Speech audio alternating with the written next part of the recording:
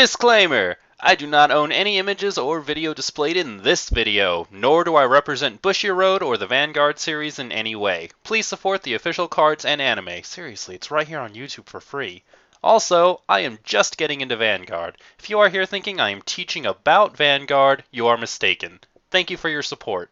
Okay, so as you probably guessed from that intro, and most likely the title of this video, I'm going to try my hand at getting into the card game Vanguard. I've actually had my eye on Vanguard for a pretty long time, I'd say maybe 7-8ish months or so. The anime is actually kind of one of my guilty pleasures. I didn't get into it because, well, there's really no place to buy cards here, as we didn't really have a card shop, and also, there wouldn't have been anybody to play with. But both problems have been rectified, for the most part. We have a card shop here now, and it is going to carry Vanguard cards, so I figure what better time to try it out than now. This brings us to the obvious question. What on earth does that have to do with you guys, and why can't I just learn on my own time? Well, since I'm getting into this pretty much brand new, I thought documenting all of my research and studying and my thought process here would actually be pretty beneficial. First off, if I bounce all of my ideas off of you guys, and you guys happen to know a lot about Vanguard, then it'll help me learn better. Also, if any of you guys have been wanting to get into Vanguard, maybe you can get into it with me and we can kind of learn as we go. Learning is always better when you're learning with other people. So one of the hardest things about getting into any card game is figuring out what it is you want to play. I'm a pretty shallow guy. I want cards that look good and do something pretty neat. So, watching the show, I wasn't really all that interested in any of the sets. Like, they all looked kind of okay, I guess. Royal Paladins looked pretty neato, but then I saw this. Attacking with Gemini. That's awesome. I want it. Does that man have pistols for hands?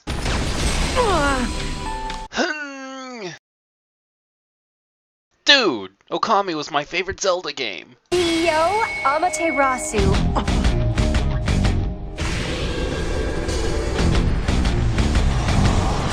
That's the Japanese sun goddess Amaterasu.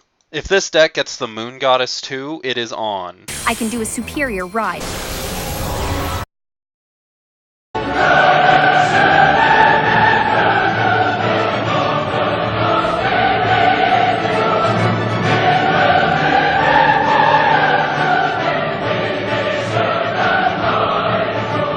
Oh my gosh, she's perfect! She's small and cute, and there's an awesome moon behind her, and this is by far my favorite artwork in the game so far. So I know what I want now. I want to play Vanguard, I want to play with Oracle Think Tank, and I want to play using Tsukuyomi as long as I can. Let's do this. I did what I do with any card game I want to get into. If I find the set that I want to play, then I go back to the first time that set made an appearance, and I start from there. For example, here I want to play the Oracle Think Tank in the game Vanguard.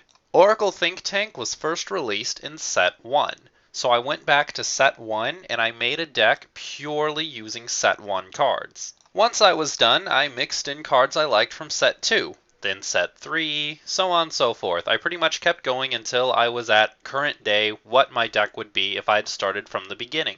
Now what I have is a theoretical build that I personally am quite happy with, and if I can build, then I plan to build. So what I'm going to do today is I'm going to throw my deck up there on the screen, and I'm going to go over my thought process. I'm going to tell you why I put in the cards I did, talk about any changes I want to make in the future, and hopefully you guys have some ideas for me, so let's get started. So here it is, my theoretical Tsukuyomi deck, focusing mainly around, obviously, the Tsukuyomi ride chain. This is my first Vanguard deck ever, and I haven't even tested it out yet. I haven't really found a place to play online, and I'm thinking about proxying this and trying it out a couple of times. But for the time being, this deck has never been tested, so please bear with me. I'm going to go over my thought process for why I think each card will work, starting with grade 3s. Grade 3 is a lot lighter than a lot of other decks, so let me explain myself. So yeah, I'm only running 3 Full Moon Tsukuyomi. Wait, don't thumbs down the video yet! I do see the argument that if you run 4 of them, it's way more consistent, and this deck really relies on this ride chain going off. But I really honestly do feel that in a deck that already has so much consistency going on, like with draws and stuff, running 4 is just way too clunky. The main problem stems from I really don't want to call her as a rear guard. I know most people that play Tsukuyomi think, oh, but she's an 11k on the rear guard. That's totally true, and I totally get it, but I only get to play 2 rear guards that can attack. I would way rather my open slots be Tom's, Tugitsuhime's, or even Uriel's. Speaking of Uriel, nobody likes or runs this card.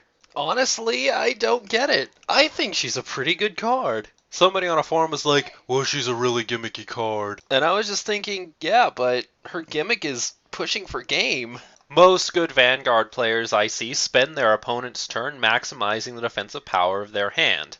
If you drop this, take one of those cards away, then they have to rethink their entire strategy on the fly with less pieces. When you play this, you're most likely going to knock out a shield. Probably just a 5,000 shield, but a shield nonetheless. The only real way I can see this not helping and your opponent countering it is if they are not playing with any shields in their hands. Call Uriel to rear.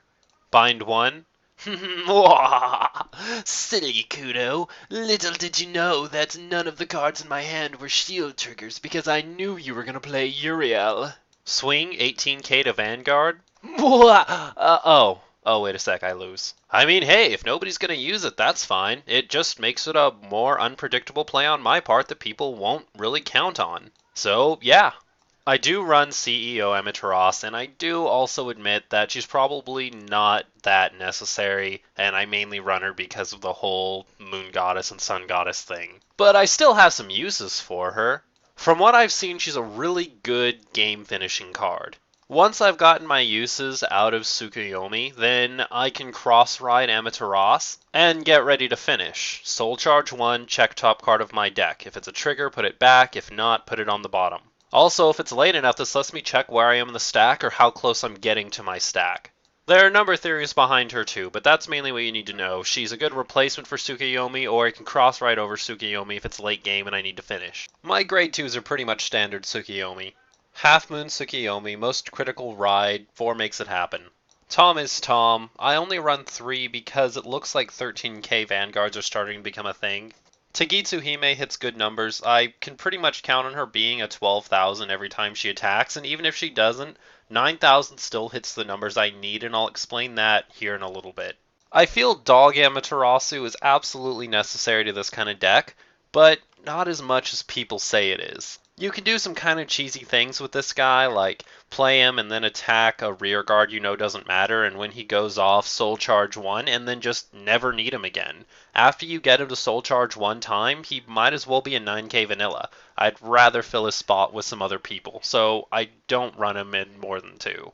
He's necessary, but only once. This is the fun part. Now I'm actually going to start explaining myself a little bit. What's better than an adorable goddess? 4 of them. 4 perfect guards, because I literally cannot think of a good enough reason not to. 8k booster because it's necessary, but not necessarily for Vanguard. I'll explain. Yeah, I run Dark Cat. Yes, your opponent does get to draw a card, but so do you. And because of your deck type, and because it happens on your turn, you should technically be able to make your one draw go farther than whatever they draw. The card they draw is most likely just going to end up being a shield or something they call. Both are things that you can deal with later in the game. I also don't feel that bad about running a 7,000 that can be a booster. More on number theory later. I run Weather Girl Milk. I feel really confident in being able to keep 4 cards in my hand when I need to get her effect off, and there's a bit of number theory too behind her. I know you're tired of hearing me say number theory without actually explaining it. I promise it's coming up next. But yeah, I run Milk because I'm confident in getting her to boost my Vanguard by 10,000. I run 4 draw triggers, 8 crit triggers. 2 of each draw trigger to make him wonder if I'm running 6 or 8, 4 psychic birds because it's the best, and 2 each of the other critical triggers because I know a lot of people run 12 crits and I want them to think I run 12 crits too. The most common Vanguard powers I seem to see are 10,000 and 11,000. 13,000 is getting kind of popular too, but I'm mainly built to deal with 10,000 and 11,000 Vanguards, and then a kind of backup idea for what to do against 13,000s. Since 11,000 is obviously the bigger of 10,000 and 11,000, I'm going to be operating off of the idea that my opponent's going to be playing an 11,000 Vanguard. This deals with things like mirror matches and other decks that have 11k Vanguards. The four boost numbers I have to work with are 8,000, 7,000, 10,000, and 6,000. Just need you to store those numbers away. If everything goes right, my Vanguard will be Tsukuyomi sitting at an 11,000.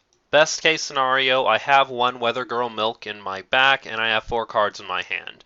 This can get her up to 21,000. This calls out a 15,000 guard from my mirror match and any other 10,000 or 11,000 Vanguards I happen to be facing. If she's only 9,000 but I still get Weather Girl's effect, I can call out 10,000 shields from 11,000, 10,000, and 13,000. 16,000 is my magic number, so if she's losing both effects, she's only 15,000, and that's not going to work. I recognize this, and I know this is something that I'm going to have to avoid.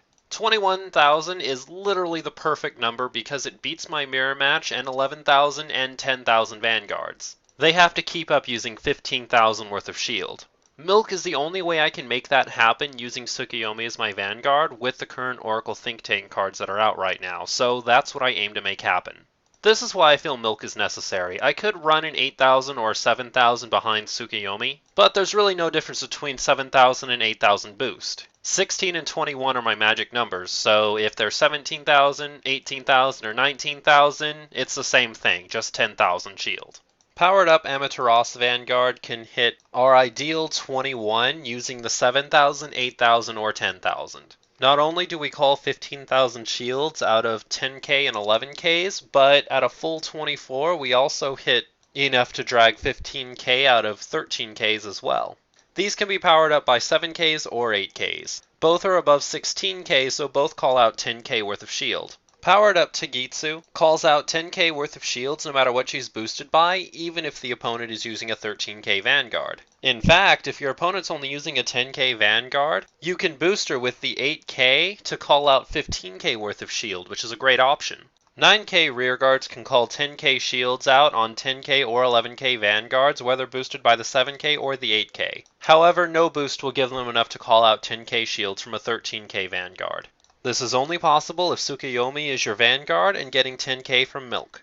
Tom can only call out 10k shields from an 11k Vanguard by being boosted by the 8k. Being boosted by a 7k can call out 10ks from a 10k Vanguard, but don't count on it. He can't call out 10k shields against a 13k at all. Tom is incredibly picky, and that's why we don't run him in 4s. So this is the deck I plan to run, and this is some of the theory behind it. If you play Vanguard and you have some tips for me, go ahead and leave it in that comment section below. In the meantime, have your rear guard attack that like button. You can also pull a subscribe trigger to stay up to date on the latest Kudo news. I sure hope you'll join me for part 2. And I'd better get out of here soon before my video cuts off.